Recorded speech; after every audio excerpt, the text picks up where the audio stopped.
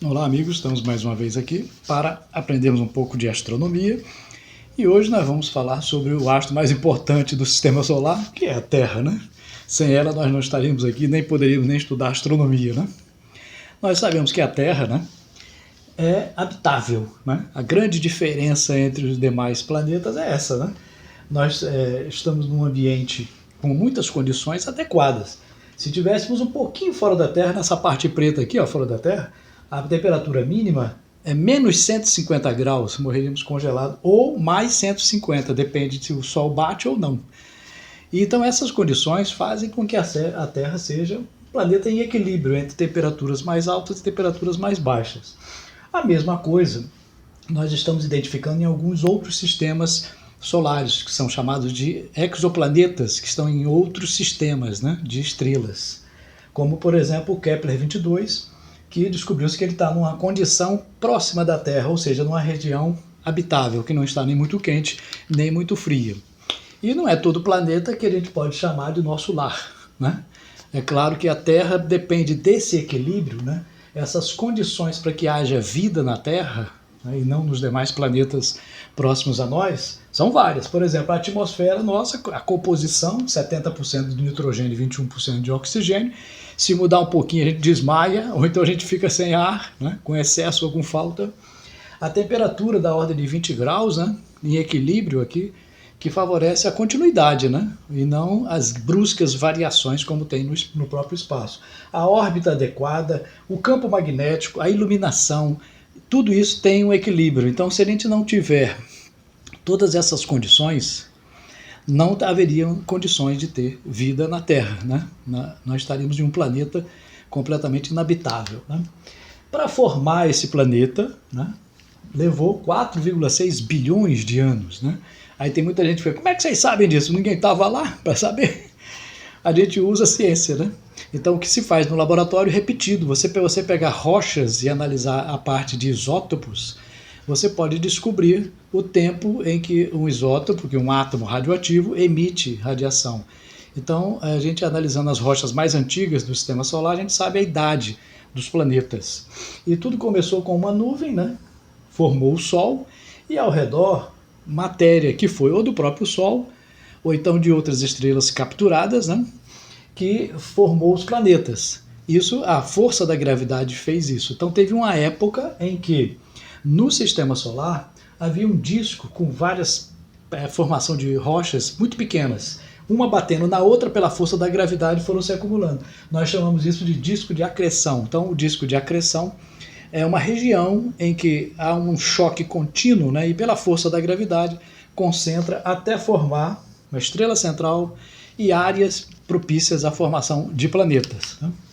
E tudo isso existe uma história, a Terra evoluiu, né? Existe uma evolução da Terra que é registrada nas rochas, através de fósseis e através de outros métodos também radioativos, e que mostram que a Terra, submetida a essa radiação de fora, nesse período todo de 4,6, 4,5 bilhões de anos, ela passou por mudanças de continente, de intensidade de radiação, começando a Terra aqui somente 2,5 bilhões de anos, quase 3 bilhões de anos atrás, que a Terra começou a formar os primeiros indícios de vida, né? E somente há 500 milhões de anos é que nós podemos dizer que a vida floresceu, né, num nível razoável, né? Por quê? Porque a Terra é açoitada por radiação ultravioleta, raio-x, que vem do Sol, que vem das outras estrelas, das outras galáxias também, altamente nocivos. Então essas condições nessa vida até chegar a nossa, aqui, no Holoceno, que é a última parte, né, alguns milhões de anos atrás, e o homem, né, alguns milhões de anos atrás que apareceu, toda essa história, né, está registrada nas rochas da Terra. E nessa época houve muitas extinções astronômicas, né? A astronomia talvez tenha sido, os fenômenos astronômicos talvez tenham causado maior transformação na Terra do que muitas coisas que a gente imagina. Não é tão calmo o sistema solar como a gente imagina, né? E a Terra tem uma estrutura, né? Nesse período ela se formou, ela é formada por um núcleo primário, né, mais ou menos do tamanho da Lua, né, aquecido a temperatura de 5.000, 6.000 graus, um núcleo secundário que é líquido e que gira, né, com velocidade diferente, o manto, né, e temos também a crosta, que é essa camada fininha em que nós estamos. Né, nós estamos apenas nessa camadazinha de trás. E esse núcleo é muito quente, né, embora o raio da Terra seja grande, 6.371 quilômetros, o calor vai se dissipando, mas chega na superfície. Já chegou muito, tanto que não havia nem vida nessa época, né? Mas hoje chega a 87 miliwatts por metro quadrado, em média. Né? Tem áreas mais quentes, áreas mais frias, mas 87 miliwatts por metro quadrado. Quer dizer, se você pegar 1 metro quadrado de qualquer superfície na Terra, em média, recebe 87 miliwatts. É uma quantidade pequena, mas é suficiente para dar condições de vida. E se você somar toda a energia que a Terra recebe do seu núcleo, é 4,42 vezes 10 a 13 watts de potência, né? Então, potência é energia por unidade de tempo. Então, a quantidade de energia que vem do núcleo da Terra é muito grande ainda. Né? Se a Terra usasse essa energia para o homem, para se aproveitar, não usar petróleo, usasse essa, nós teríamos aí energia para muitos e muitos milhões de anos, né? E também outra coisa importante na Terra é que ela não tem, os outros planetas não têm o que a Terra tem, né? Que é uma atmosfera em equilíbrio. Essa atmosfera é dividida em camadas e essas camadas têm composição diferente que favorecem o filtro da radiação que vem de fora. Né? É claro que nós temos um limite. Esse limite é o limite de Kármán. O limite de Kármán é mais ou menos 100 km de altitude, que a gente considera a partir desses 100 km como o ambiente espacial. Então, se você quiser sair da Terra e ir para o espaço, no mínimo tem que subir a altitude de 100 km. Daí para cima é considerado espaço, né? Espaço sideral. Embora ainda tenha um pouquinho da atmosfera, ainda além disso. Né? Tem a troposfera, a estratosfera, a mesosfera, a termosfera e a exosfera. Essas camadas têm temperaturas diferentes, né? E é importante que a atmosfera é tão importante que ela faz um negócio chamado aquecimento. Né? Nós temos um aquecimento global natural. Toda a superfície da Terra recebe a radiação da luz solar e reflete, né? 30% vai para o espaço e outra parte é refletida na atmosfera que mantém o calor. Né? Esse calor é suficiente para dar uma temperatura de 14 graus mais ou menos em média. Se não tivesse esse efeito estufa, a temperatura seria menos 18, né? Muito baixa isso limitaria muito a vida. Né? E a Terra tem uma energia no seu interior que nós sabemos que essa energia é muito importante para a manutenção. Ela vem do núcleo. Mas de onde vem essa energia? A gente achava que essa energia vinha da própria gravidade pressionando o material, como no início da formação da Terra. Que essa energia nós chamamos de energia térmica residual, que vem da acreção planetária, ou seja, na época em que a Terra se formou, a acreção pressionou até formar esse calor, essa pressão. Mas isso hoje nós sabemos que apenas 20% dessa energia total da Terra vem disso. 80% não vem disso. 80% da energia que aquece o núcleo terrestre vem de um processo radioativo, de um decaimento radioativo. O núcleo da Terra é extremamente radioativo e tem reações como um reator nuclear. Né? E isso só foi comprovado depois da década de 60, 1960, quando verificaram que havia radioatividade alta e processos nucleares. É por isso que o homem ir até o núcleo da Terra tem dois fatores importantes aí, três, aliás. Né? A pressão das rochas, se você fizer um túnel até o centro da Terra, a pressão da rocha, para aguentar essa pressão, é incrível, não seria possível. O calor, muito quente, 6.000 graus, derreteria qualquer material, e a radioatividade, que é a pior delas. Né? Então, você não conseguiria viver lá. Né? A Terra também, como os outros planetas, ela tem um campo magnético. Esse campo magnético protege a Terra. Então, a Terra ela tem o núcleo secundário dela girando, então isso gera uma corrente elétrica, né, que essa corrente elétrica forma um campo magnético ao seu redor. É esse que faz a bússola apontar para o norte e para o sul. Né? E esse campo não é igual, né? Ele é distribuído de forma diferente. Nos polos ele é mais intenso e o lugar mais fraco no mundo é essa anomalia que tem aqui no meio, é mais fraco, que fica exatamente em cima do Brasil, né? Não sabemos ainda a importância dessa anomalia para o clima, ainda é um mistério, mas muitas pesquisas estão sendo feitas. E nos polos ele interage, a radiação solar, né, que vem, interage com o campo, e os polos interagem uma quantidade maior, né, formando as auroras. Essa imagem aqui é a imagem do céu no Polo Norte, né, é uma aurora boreal. No sul a mesma coisa acontece, nós chamamos a aurora austral. Então, a interação desse vento solar com o campo magnético da Terra faz o céu ficar colorido no norte e no sul e protege a Terra das radiações na maior parte das vezes, né? A Terra também apresenta os terremotos, né, vulcões, variações que fazem com que ela faça um equilíbrio. Geralmente a gente pensa assim, vulcões, terremotos como uma coisa ruim, né? Mas para a Terra é uma forma dela distribuir o calor. É uma forma assim, democrática de distribuir o calor e a energia. Porque tem que haver uma troca de energia entre o núcleo, né, e o restante do planeta e o seu ambiente espacial. Essa troca são terremotos que acontecem, que são registrados, né, vulcões e os movimentos das placas tectônicas. A energia que faz os continentes mudarem de posição vem também do núcleo da Terra. E ela nasceu, né, num ambiente que propício à vida, né? Como era a Terra no início? Então a Terra no início era um verdadeiro inferno, né, de temperatura, né? O aquecimento muito grande, muitos vulcões, nuvens ácidas, né, meteoros caindo a todo momento, que hoje em dia cai menos, né, porque só cai pequenininho a maioria das vezes. E esse ambiente foi propício à vida e pela presença dos elementos principais, né, o carbono, o oxigênio, o nitrogênio, formou uma sopa cósmica suficiente para gerar a vida. E a Terra tem esse ambiente, né? Se você olhasse a Terra do espaço, o que você veria? Você veria esse movimento, esse sistema complexo, né, de correntes marinhas, correntes do ar, né, e movimentos de terra. Então, todos eles estão em movimento com o tempo. Então, essa alteração faz com que o planeta tenha uma dependência muito grande do Sol, né? Muita gente pensa, às vezes, que a Terra está sendo desgastada pelo homem, mas ela é muito mais influenciada pelo Sol do que pelo próprio homem. É claro que o homem está trazendo muitas mudanças negativas, mas se o homem parar de fazer essas mudanças, em poucas décadas o planeta volta ao normal, né? Mas a mudança que o homem faz pode ser para melhor. Pode, basta a gente ter uma altitude que proteja melhor o ambiente, né?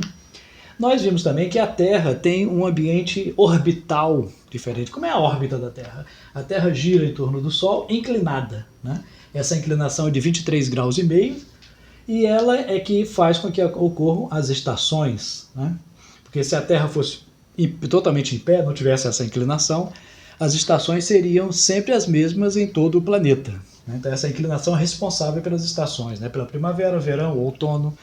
Isso ocorre porque uma área da Terra recebe mais Sol uma parte do ano, metade do ano, na outra metade a outra área mais baixa recebe radiação diferente, né? Um outro fenômeno também é a precessão dos equinócios, né? A Terra está aqui, o eixo da Terra não é fixo, ele movimenta-se para lá, depois para cá, em torno de um círculo, né? Esse movimento da Terra, né, ao redor de um determinado ponto, né? Agora, por exemplo, está perto da estrela Vega, mas muda, né? Estrela polar, atualmente está próximo à estrela polar, mas ele pode se aproximar de outras estrelas. O Polo Norte está apontado próximo à estrela polar, mas ele muda com o tempo. Mas bem devagar, isso leva 26 mil anos, mas é suficiente para alterar o clima na Terra. Se a Terra inclinar um pouco para cá, um pouco para lá, pode causar glaciações, né? Eras glaciais, mudanças, porque esse movimento é um movimento do tipo um peão, né? Do mesmo jeito que você soltar um peão, você vai ver que o peão, além de girar em torno de si, ele gira assim também, para lá e para cá. Então a Terra também faz esse movimento, né, de peão, que nós chamamos de precessão dos equinócios. A Terra também tem uma noite que cada vez é menos noite. Ou seja, se você olhar para a Terra durante a noite, né, tudo escuro ali, né, você vai ver que a Terra está cada vez mais iluminada, né? Ela é o único planeta que emite luz não solar, né? Nós temos a nossa própria luz. E isso vai fazer com que a Terra fique tão iluminada que a previsão dos astrônomos é que mais ou menos daqui a uns 30 anos nós não teremos mais noite clara, uma noite em que você possa ver as estrelas como via antigamente. Você vai ter um fundo de céu tão claro que não vai se poder fazer astronomia da Terra. Você vai ter que botar um telescópio fora da Terra.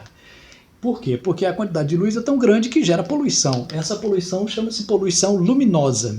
A poluição luminosa, se você perguntar aos seus avós, bisavós, eles vão dizer que antes, quando tinha pouca luz, bisavós, eles vão dizer que antes, quando tinha pouca luz, você via as estrelas, a Via Láctea, via aquele caminho, tudo a olho nu. Hoje em dia você olha para o céu, você vê o céu claro, por causa da iluminação pública.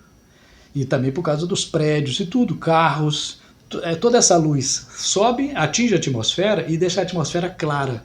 Então o céu não fica com o fundo negro normal dele. Então você vê muito menos estrelas, né? Existe até uma escala, chamada escala de Bortle, né, que mede o nível de escuridão do céu. Nível de escuridão do céu.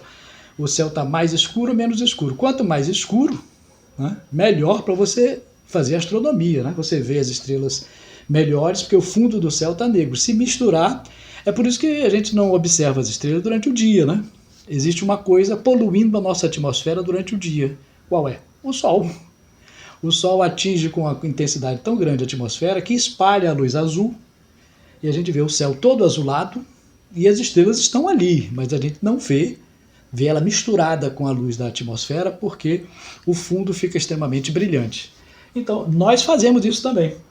Como nós fazemos? Nós fazemos assim, ó, a iluminação pública, se você olhar, esses postes aqui podem ser colocados de 4 maneiras diferentes. Assim, desse primeiro jeito, espalhando a luz em todas as direções, é a pior maneira. Se você cobrir um pouco, já melhora.